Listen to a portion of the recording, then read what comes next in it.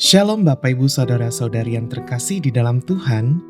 Kita akan kembali melanjutkan renungan firman Tuhan dalam topik Sola Fide. Bagian firman Tuhan yang akan membantu kita memahami lebih jauh tentang topik ini terambil dari 2 Korintus 12 ayat yang ke-9, terjemahan baru kedua, yang berbunyi demikian. Namun jawab Tuhan kepadaku, cukuplah anugerahku bagimu, sebab justru dalam kelemahanlah kuasaku menjadi sempurna. Sebab itu, aku lebih suka bermegah atas kelemahanku, supaya kuasa Kristus turun menaungi aku. Bapak Ibu Saudara-saudari yang terkasih di dalam Tuhan, dalam 2 Korintus pasal 12 ayat yang ke-9, menjelaskan bahwa kasih karunia Tuhan cukup untuk menanggung kelemahan manusia, dan justru dalam kelemahan itulah kuasa Allah menjadi sempurna. Ayat ini merupakan respon Allah terhadap doa Paulus agar apa yang menjadi pergumulannya di dalam dirinya yang disebut sebagai duri dalam daging itu diangkat. Ada yang berpandangan bahwa ini adalah dosa yang Paulus gumulkan di hadapan Tuhan, tetapi ada juga yang berpandangan bahwa ini adalah penyakit fisik yang diderita Paulus.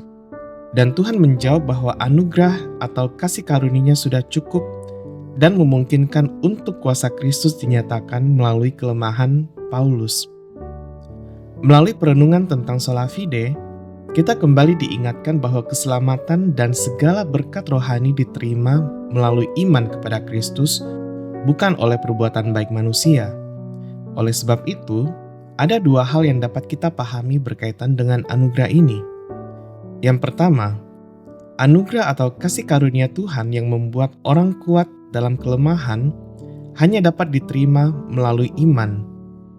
Iman adalah cara untuk percaya bahwa kasih karunia itu cukup dan berperan aktif dalam kehidupan kita.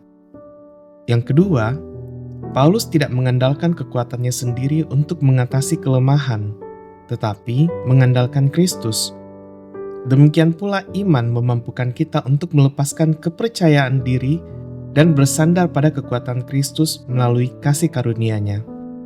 Oleh sebab itu, ketika kita mengerjakan sesuatu yang sulit, daripada merasa tidak mampu dan menyerah, mari kita mengakui keterbatasan kita, bahwa kita tidak bisa melakukan ini seorang diri. Kita berdoa agar Tuhan memberikan kasih karunia-Nya, agar kita bisa menyelesaikan tugas yang sulit itu dengan baik. Saat kita mengalami kelemahan tubuh, kita melihat kondisi tersebut sebagai kesempatan bagi Tuhan untuk menunjukkan kuasa-Nya di dalam tubuh kita yang rapuh. Dan kita akan menemukan kekuatan yang melampaui kemampuan manusia. Bahkan ketika kita merasa tidak cukup pintar atau tidak memiliki kemampuan seperti orang lain, sehingga hal itu mungkin membatasi pelayanan kita kepada Tuhan, mari kita berserah sepenuhnya kepada Tuhan. Sebab Tuhan akan memakai kelemahan kita untuk menyatakan kuasa-Nya, sehingga bukan diri kita yang dipuji dan dimuliakan, tetapi Tuhan yang akan menerima pujian dan kemuliaan itu, sebab semua adalah dari Dia dan untuk Dia saja. Mari kita terus bersandar pada kuasa Tuhan, mari kita terus berharap kepada-Nya, dan biarlah nama-Nya terus dimuliakan di dalam kelemahan kita. Itulah iman. Amin. Pertanyaan untuk kita renungkan bersama, apakah kita mempercayakan kelemahan kita kepada Allah dan membiarkannya bekerja dalam hidup kita? Apa saja langkah-langkah yang pernah kita ambil untuk mempercayakan kelemahan kita kepada Allah? Mari kita berdoa. Allah Bapa dalam kerajaan surga, jikalau kami dapat bermegah dalam hidup kami, itu semata-mata hanyalah karena kuasa-Mu yang begitu nyata di dalam kelemahan kami. Tuhan, bantulah kami untuk melihat kelemahan kami sebagai kesempatan untuk mengalami kuasa-Mu. Kami percaya bahwa Engkau akan menolong kami untuk menghadapi kesulitan dan kelemahan kami. Beri kami iman untuk menantikan pertolongan-Mu dalam hidup kami. Di dalam nama Tuhan kami Yesus Kristus, kami berdoa. Amin. Demikianlah renungan kita bersama pada hari ini.